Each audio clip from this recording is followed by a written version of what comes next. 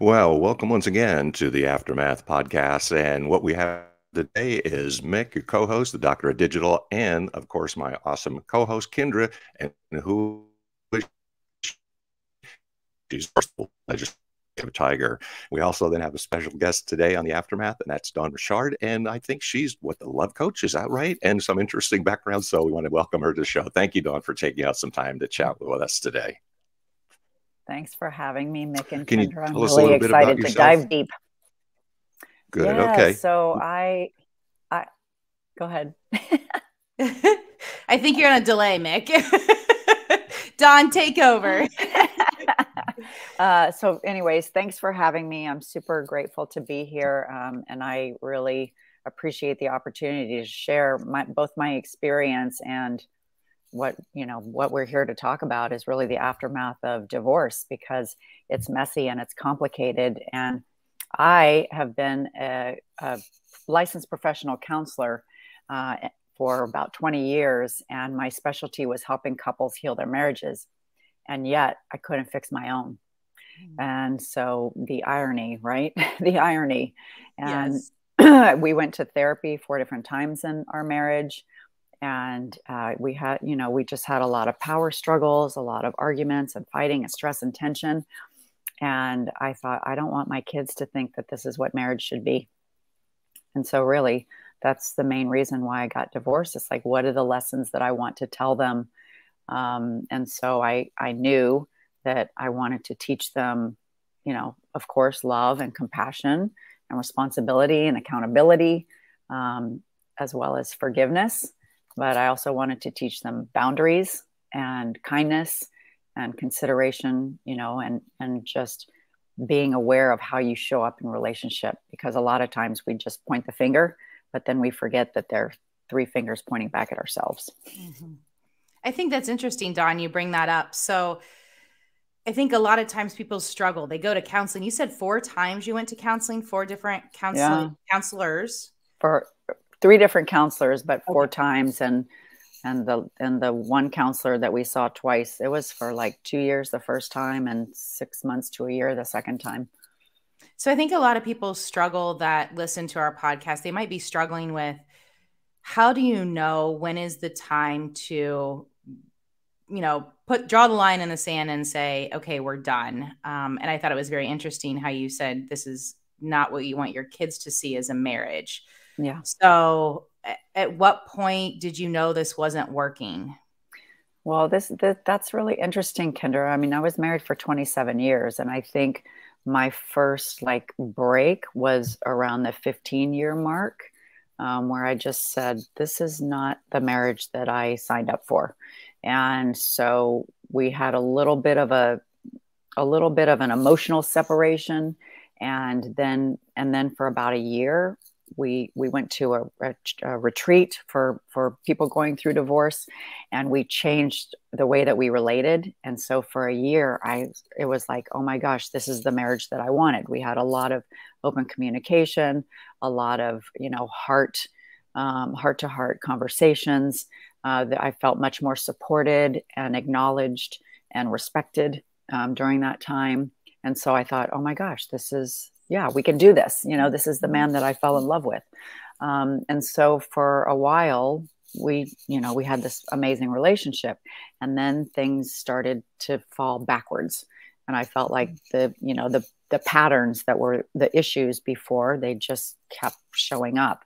And so we went back to therapy for 2 years, and I was validated. I mean, I was validated in the sense of the things that I was thinking in my head. The therapist was like, yeah, that's not okay. Mm-hmm. And then for him, I felt like he had a lot of emotional issues that he carried from his childhood, which we all do. Sure. But I really felt like he wasn't taking responsibility for working on them, for processing them, for healing them. And so, I stayed another 12 years, Wow. Which in my head, I'm like, crazy. Why would you stay that long? But for me, I was raised Catholic, so marriage was sacred. Mm-hmm. and I'm a therapist. Like, I should be able to fix this. So I just wanted to, for myself, it's like I had to do everything in my power to say I did everything in my power, you know, and I just kept holding on to hope. And I remember the last time that we went to therapy, which was just like 3 years, 2 or 3 years before we got divorced. She said, Dawn, this is the first time I've seen you without hope. Aww. And I said, yeah, you're right. I've given up hope for what I thought we could create because we're just in these similar patterns. So I know it's different for everybody. I'm sure people would say 27 years, that's a long time to wait around. I mean, it is. But I had to do everything in my power to then say, I did everything in my power and nothing worked. And so I had to feel good about my own breaking point to say, sure, I don't want to spend the rest of my life in this same negative cycle. Sure. So how did that affect you? I had two-part question with this. How did it affect you as a therapist? Did you feel, I guess if I put myself in your shoes, during my divorce, I felt like I failed, right? Oh, and yeah.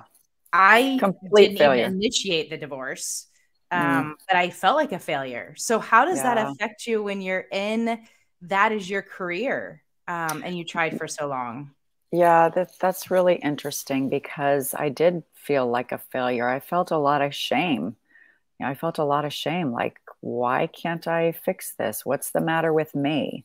And I recognized, and part of my healing journey was tango, which is strange, but really interesting because I'm a dancer, and there were a lot of life and love and relationship lessons in the dance of tango, and that two people are standing on their own in tango, and in your relationship, you stand on your own 2 feet. And what you do with yourself is your responsibility. So if I choose to go one direction or the other, that's on me. But in your partnership, you have this sense of leaning towards each other, and you have to, ebb and flow with each other in the relationship. But I found myself ebbing and flowing, and he was very rigid. And so there was no sense of leaning towards each other. And in a relationship, you have to lean on each other. You have to have each other's backs. You have to be able to be open and honest about what's going on for you. And I didn't feel like that ever really happened. I mean, there were spaces in our marriage where that happened, but overall, it was more like you do your thing and I do my thing. And then there was not, there was this lack of connection and this lack of intimacy and this lack of support. And so I didn't, that's why I didn't want my kids to think that that was okay. Yeah. It's like we all ebb and flow in relationships. We all have our issues. We all have our struggles, but how we show up and how we treat people, actions speak much louder than words. Mm-hmm. Yeah. And I love that, the tango. I absolutely love staying on your own. So I guess fast forward now, and let's talk about how not only just you, but how you help others heal from a divorce. Yeah. So this is the fascinating thing. I mean, we were just talking before we started this, and many people jump into the next relationship. Like, okay, I'm done with that person. I'm angry. I'm over it. I'm moving on with my life. But moving on means ignoring where I am and what I've been through and all of the chaos and multitude of emotions that I've experienced. A lot of people just stuff them down and ignore them, sweep them under the rug, they'll go away. And they don't. By the way, they don't. You can pretend. I feel like you shouldn't be whispering that, but we should shout that, right? They don't go away. They don't go away, people. Whatever you're carrying with you in this moment, you carry into the next relationship. So if you're carrying unresolved anger, unresolved grief, unresolved sadness, you carry those in you, and things will come up in your relationship. You'll be triggered because all of our relationships, we trigger each other. And so that's why I recognized that grief which we don't talk about in our culture and in many cultures all over the world, grief, whether it's a death, a physical death with a person. It's like, how are you doing? Just get over it. It's been a year. It's like, that's not how grief works. And so I recognize that grief is a process that we all go through, whether or not we acknowledge it. But I feel like it's the key to moving forward in your life in a healthy way. And grief doesn't mean getting over it. It means getting through it and learning how to redefine your life without the other person in it. So all of the lost hopes and dreams that you had for your marriage, all of the lost hopes and dreams that you had for your kids, all the lost hopes and dreams that you had for your future. I mean, all of those things you need to process and learn how to deal with. So there's a lot of, sadness, anger, resentment, judgment, criticism, a lot of self-blame or other blame or guilt. I mean, all of the things that cause that division in your marriage. Those are all of the things that you need to process in order to move forward so that you come to your next relationship from a place of wholeness instead of a place of neediness.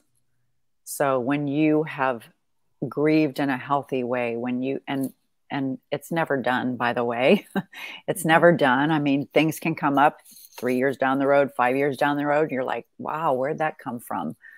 So I think a couple of weeks ago, I was crying and I was like, I feel, sometimes I still feel sad, that my kids don't have this, beautiful container with a husband and a wife. And it makes me sad. And yet I know that we're all happier. My kids have a sense of peace. And I think that sense of peace is really the telltale sign of when you are more healed. That you feel like, you know what, I'm okay. I am enough. I am worthy of love. I am a good person. I experienced this mess and chaos and stress and tension in my marriage, but that doesn't make me a failure as a person. It just means I learned a lot of things in my marriage about what I don't want to do next time and what I do want to do differently. I'd like to follow up, and this is very ironic. When you said you're a dancer, actually, I wrote my dissertation on dance, and I used You did? Actions speak louder than words. But hold on, I got more. Now, I'm also thinking of when you said tango, the phrase came to me while we were talking about it. It takes two to tango, right? But what does it take two to untango? And what I mean by that is when you have your baggage and the things that you're bringing to relationship, and the other person is, how do you untango what you have as opposed to what they have? And that's really, I think, a key question to be thinking about. Well, that's a key question in all relationships, because we all have things that come up for us, and we all experience similar ways that we feel hurt and ways that we feel not acknowledged or not accepted for who we are. And so, people experience a sense of rejection. People experience a sense of abandonment.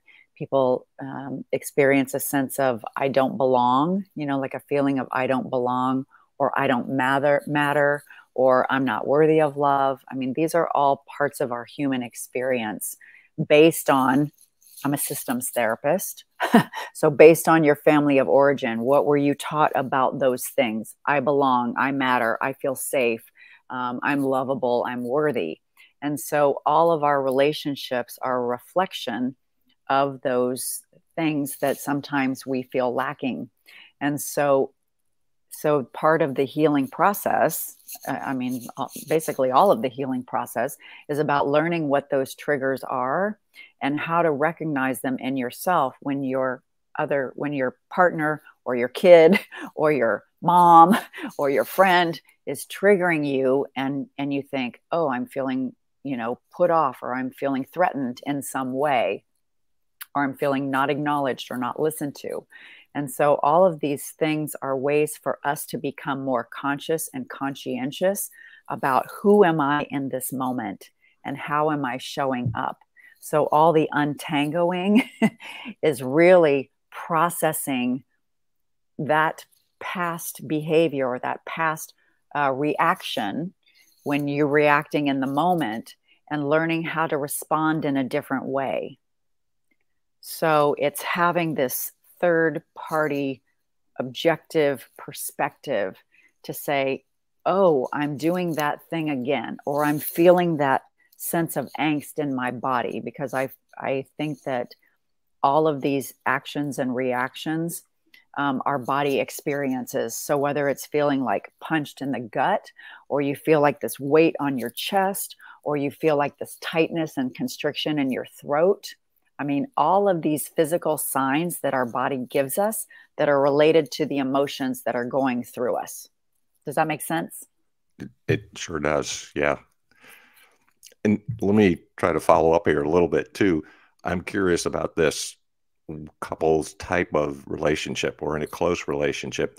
And one of the things that I experienced, because I always talk about my parents and I said, they're the love story of my life, because they did really had the ideal marriage. They knew each other since they were 4 years old, grew up in a small town together, went to school together, high school sweethearts, got married young. I mean, all those things. And then, of course, for my pattern, well, that's what I expected too, right? So me too. For first real girlfriend I had, I go, oh, well, we're getting married. It's simple as that. And of course, it wasn't that simple. That was my college boyfriend. I did that with, Mick. See, there you go. But my question is that then, having gone through this process of the custody and parental alienation, my impression is that the counselors always kept digging more and more into like my childhood. And I'm like, look, guys, you know, I'm not making this up. I just was from a really ideal home. Right. But then we get in a relationship with someone who may not be from a ideal home. And that's my question. Like, how do we discern who's really carrying the baggage? And I'm not saying I'm perfect, but the thing is, I had a really ideal marriage as a model. And of course, I would have liked to have had that in my own life. It just didn't happen. Right. I experienced very similar things. I mean, my parents are going to be celebrating their 60th anniversary next year. And so this, you know, it was like, oh my gosh, why did I attract this other person in my life? And I think, you know, like people are attracted to people who generally have core values the same. I mean, my husband had a lot of the same core values, even though he came from a divorced family. You know, he wanted a marriage. He wanted to be a better dad to his dad. I mean, to our kids. And I felt like, oh, my family is the model for what he wants. And so I thought that, you know, we could make that happen. We could recreate that. But again, it's both people have to be aware enough and willing to take responsibility for the times that they feel triggered, for the times that they feel insecure, for the times that they feel like, oh, you're just going to walk away from me. And I remember so many times he would say, this isn't working, let's just get divorced. And sometimes he would pack his bags. And I was like, that is really threatening to me. That makes me feel really insecure, like you're not willing to stay. So even though they were just words, but your words carry an energy. And so both people have to be aware of, like, I would say, when you say that thing, it makes me feel really insecure. Please don't say that thing. It's just words. No, it's words that matter to me. And when you love somebody, you say, oh, that hurts you. So I need to be more aware of how I show up. And maybe I need to like monitor myself sometimes. And not to say that you can't express yourself, but if you know that you're doing something that's hurtful, if you know you're saying things that are hurtful, I mean, you should want to be loving and kind to your partner. You should want to be respectful. You should want to be supportive and create a safe container for them. You know, you have to create a safe container for yourself first, which is why you do this work, why this work is so important. that you have a sense of safety and trust and responsibility and accountability to yourself for how you are showing up in your relationship on a daily basis. You know, the actions speak louder than words, and how you are relating to the other person.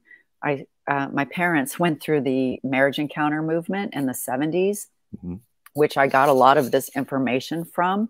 And the premise of the encounter movement, which my parents taught us, was either you're building a bridge of connection where you feel safe and trust and you feel like you're walking side by side, or you're building a wall between you. Like, I remember sleeping next to my husband and feeling millions of miles away.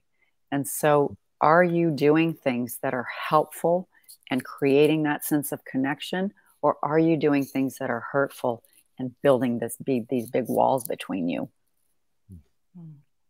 That's so important. So do you think couples therapy very early on when you're getting into a new relationship is helpful? Oh, yeah. Okay, I thought so. I am a huge believer of therapy individually. And I think when my marriage started to fail, we were too late to go to therapy. We tried it a few times, but I think we were just too late at that point. So my question is, can you start earlier in therapy? Yeah, I mean, I feel like this is the thing. Okay, there's been a lot of stigma around therapy, mental health.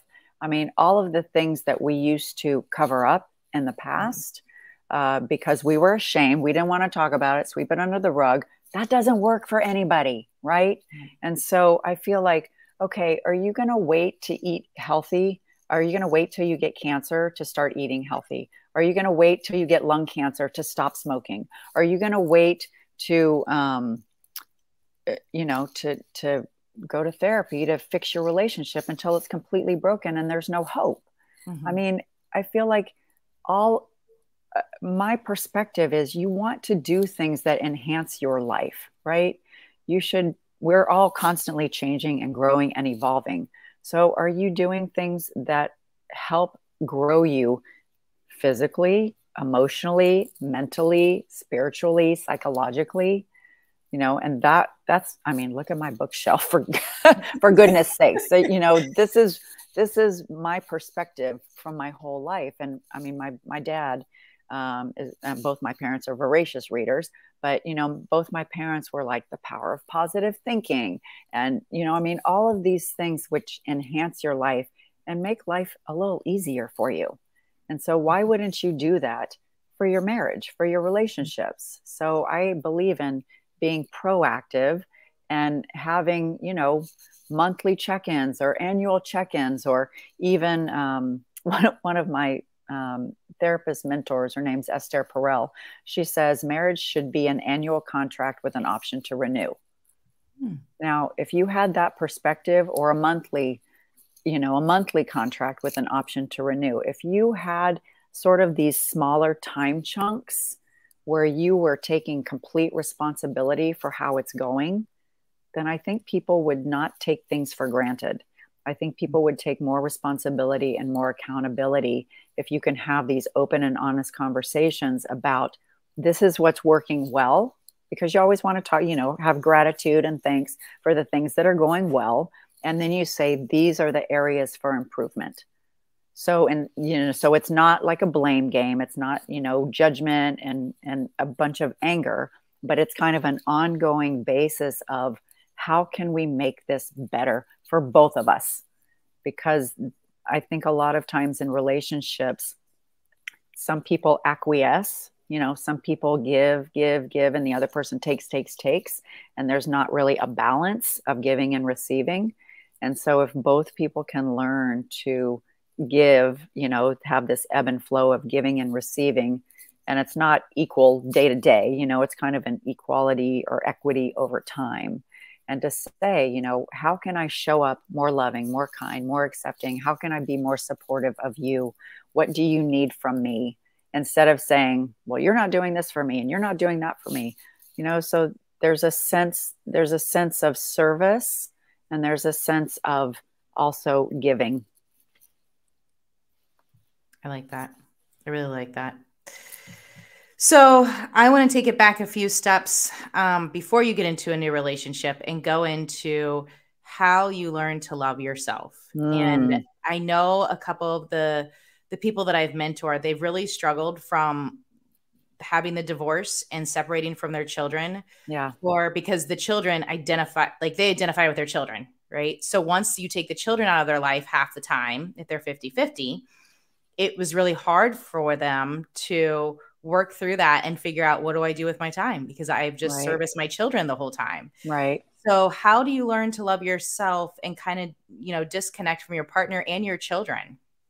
Well, this is really fascinating, because for the last couple of years, I've been feeling like, healing from heartbreak, healing your heart, all of these things. And now actually I just created this program called Realign to Love, reset your heart through separation and divorce. And that's really what it is. Like, if you think about what happens when you get divorced, it's like you build this armor around your heart. And this is what most people tell me. Like, there's this sense of, I need to protect myself. I feel numb. I don't recognize myself. Who is this person I've become? Are all these resonating? Yes. Yes. I'm shaking my head. Yes. So really, for me, it all comes back to a sense of love and acceptance for myself. So how can I acknowledge, because this is one of the things when my husband and I were talking about getting divorced, he's like, we totally screwed up. We're terrible people. And I was like, you can speak for yourself, because you probably feel that way. And there are times when I feel that way, but really, I know I'm a good person. I know I have a caring heart. I know I'm kind and compassionate. I have a lot of compassion. Anyways. And this is something that you have to recognize your good qualities. We always have light, good qualities in ourselves, and we always have dark shadow parts of ourselves that we need to bring to the light.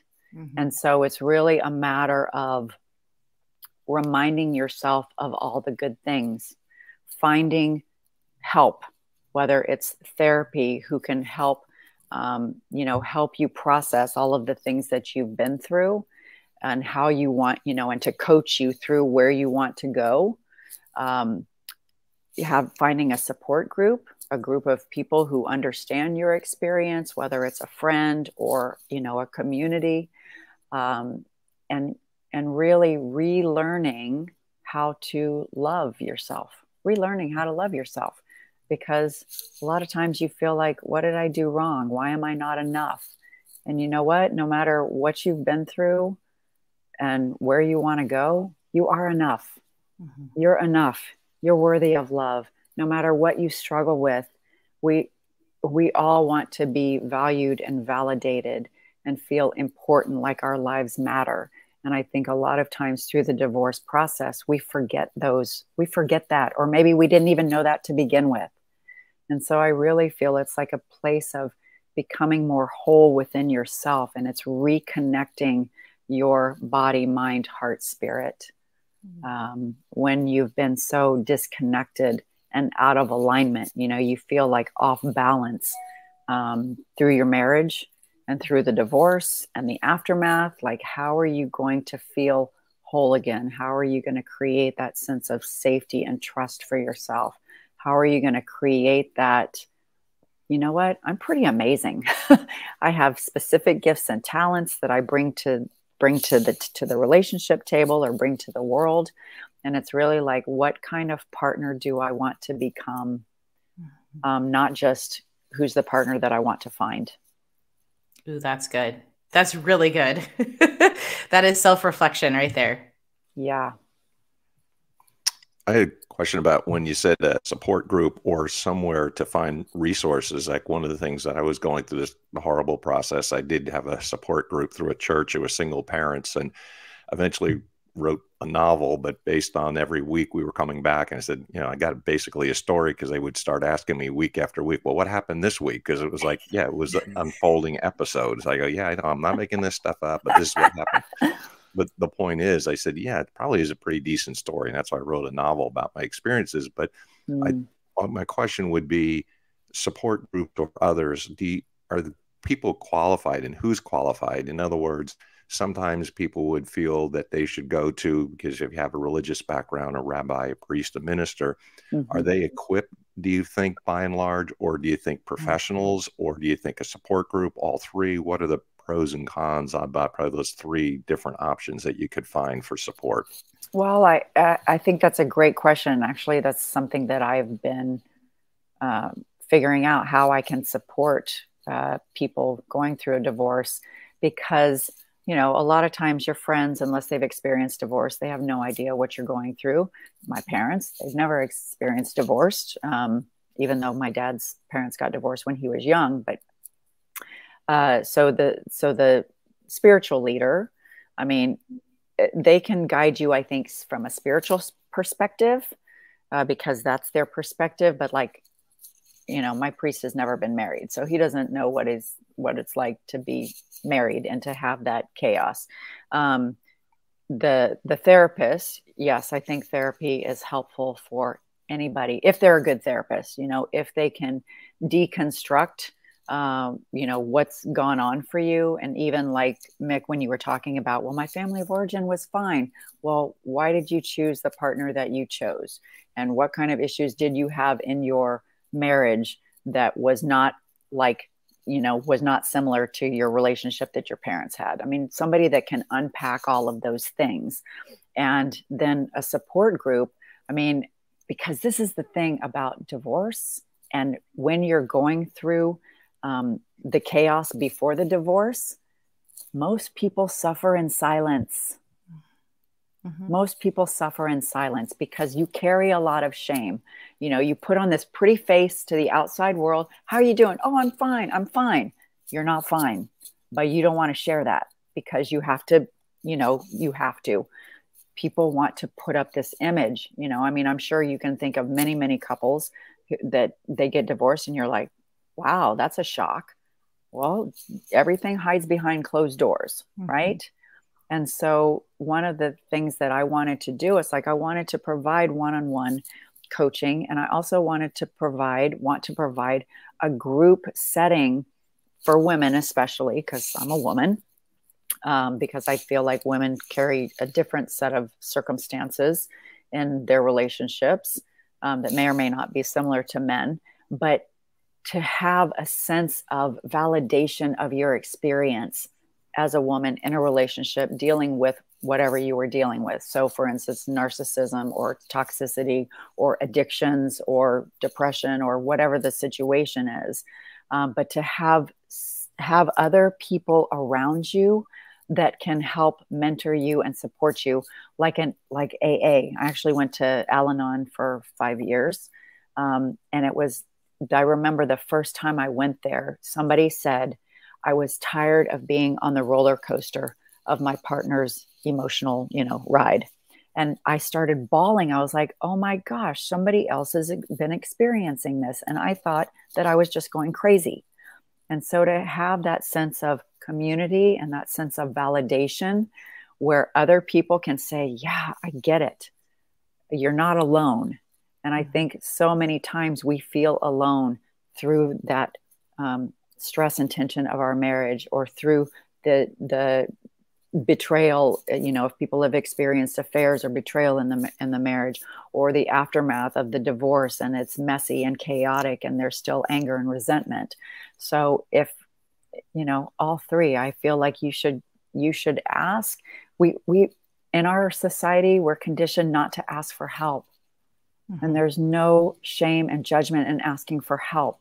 And I feel like, you know, when you have kids and you teach them how to walk, they fall and they fall and they fall and they fall. And do you ever say, get up, you idiot? No, you don't. You give them a hand down, right? You give them a hand down to help them up. And sometimes we need to raise our hand up so that somebody else can help lift us up. And so I think, you know, if we can all normalize asking for help and getting support, that's half the battle. So that you feel okay and I'm a mess and I'm struggling right now, but I know eventually I'll get through this. I'll get through it, not over it. I'll get through it. and I will be better on the other side, because I will learn a lot about standing up for myself, speaking up for myself, creating a sense of safety and trust within myself, loving myself unconditionally, to know that I'm okay and I will be okay, and I'll be stronger and more resilient for what I've gone through. Yeah, I think you bring up several good points there, Dawn. One is, don't stop asking for help, because you might find a therapist that might not be right. So reach out to a different therapist, try a different one, try a different support group. I know, I'm the kind of person who bounces pretty fast. Not that I didn't want to process what has happened and come through it on the other side better, but I didn't want to stay in that negative environment for a long time. And one of the church groups that I found that was divorce support, everybody was just coming there and it was just a trauma dumping. Feel. Yes. Oh my gosh. And so I said, I can't be associated with this, because I'm trying to move forward, not stay where I'm at. So my point is, don't give up, because I think your point of finding the right therapist, finding the right support group, keep looking for those people to support you, and not just from an emotional standpoint, but financially. If you need help, raise your hand, right? If you're a single mom, you need help, raise your hand. If you have your kids for, a certain amount of time, mine was 50-50, right? I had to have friends help me get them from school, because I was also working full time. Don't have shame in that, right? I mean, everybody, I think, in this world needs help at some point. So it takes a village, right? It does. It takes a village. So especially for ourselves too, not just for our kids. Yes.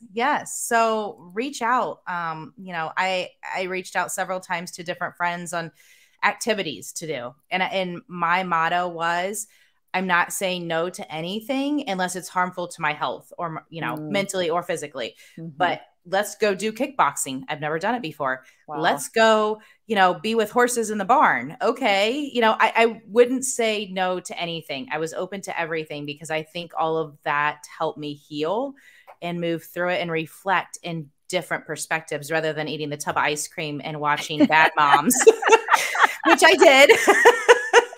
Which but I also do. But that openness, Kindra, I think is the key in life in general. Do you operate out of a place of closed down and fear? Or are you operating out of a place of openness and curiosity and exploring what's possible? Are you limiting yourself, or are you exploring the possibilities? And for me, I want to be open, because the universe, God, creator, source, I mean, there's so many beautiful, beautiful people that I've met in my life, opportunities that have come through my divorce, my podcast, these connections, networking. I mean, sharing these stories to recognize that these are all part of our human condition. And so instead of isolating and feeling badly about ourselves, it's like, oh, wow, okay, I'm not the only one, and I can get through this, and there's hope for me. And there are really amazing, incredible, more beautiful things on the other side of the aftermath, right? Yes. It's like the destruction, the fires, the destruction that tears everything down. And what comes in the forest afterwards? New growth, rebirth, yes. Bigger, stronger, more blossoming things. 100% agree. So, Dawn, you have a podcast you mentioned. Can you tell us a little bit about that? I do. It's my passion project. It's called Wake Up to Real Love, because I, the relationship expert, had issues in my marriage. And I thought, if I can't figure this stuff out, there are a lot of people who can't figure this stuff out. But I created the Wake Up to Real Love podcast show, Wake Up to Real Love show, because I wanted to normalize our relationship struggles, and not just intimate partnerships. I wanted to normalize all the things that we experience throughout our life: addiction, depression, anxiety, suicidal ideation, childhood sexual trauma, abuse, addictions, all the ways that people suffer and feel badly about themselves. I wanted to normalize them and give people hope that there's ways to get through and come out on the other side.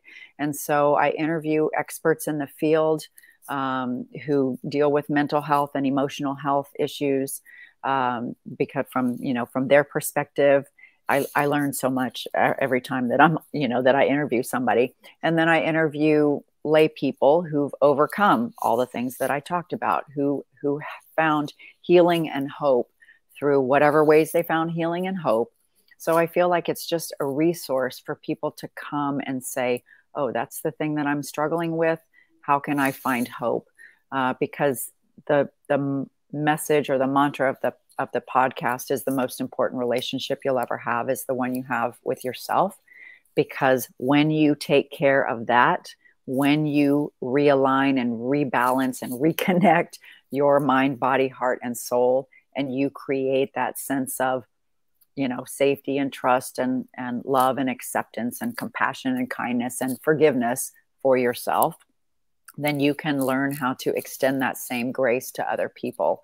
And really, no matter what we've experienced, we're all worthy of love. And that's really the overall message. So wake up to real love is you're worthy of love, no matter what. Wonderful. I love it. And do you have any other questions, Kindra, or do you want to say? Don't. Okay, I mean, I'm just kind of blown away with all the knowledge and wisdom and good Thank things. you. I go back and listen to these things again because I learned just what you had said in podcasting. I learn a lot. So I do. I have to absorb a little bit of this as well.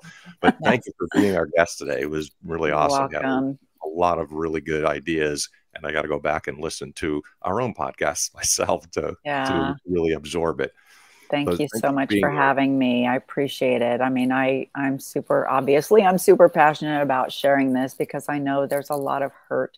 People carry a lot of hurt, even into the next relationship. It's just like, but that's why it's so important to do your own healing work, to get help and get support, so that you can feel okay about who you are and where you are and what you've been through, knowing that your past does not define you. Your past is only a part of your story, just like you wrote the book. I actually just started writing a book 2 weeks ago because it's like and the next chapter is unwritten. The next chapter is unwritten. So what stories do you want to write for yourself? What kind of person do you want to become? What's the legacy that you want to leave, and what's the message that you're here to share? And so I feel like, even though I struggled and had all of these negative experiences in my marriage, I learned so much, and I want to be able to share to help people through their process so that there's, so it doesn't take them 3 years or 5 years or beyond to say, oh, I'm still feeling stuck. Like you went to that one group and it was like people were just negative. It's like, I want to, even though you have these, you have these ebbs and flows and ups and downs, but you can maintain yourself no matter what's going on. Like, okay, I'm experiencing this thing, and what do I need to learn from it? How am I being challenged to grow? What are the lessons that I'm here, to learn? And then how can I turn those lessons into blessings, not only for myself, for my kids, for the world? Awesome. Well, thanks for being our guest today. It was a learning experience. If you want to contact us, theaftermathhealing@gmail.com. You have some comments, questions, or experts that and we always ask the same thing. Please subscribe, like, share, review, and positively on Apple. It helps us a lot, and we're here for you. We want you to be healed, and we've got all kinds of experts like Dawn who will come on and tell us all the good things that we want to share. So thanks for being our guest today. That's it for this particular episode. Until next time, Deus Volt.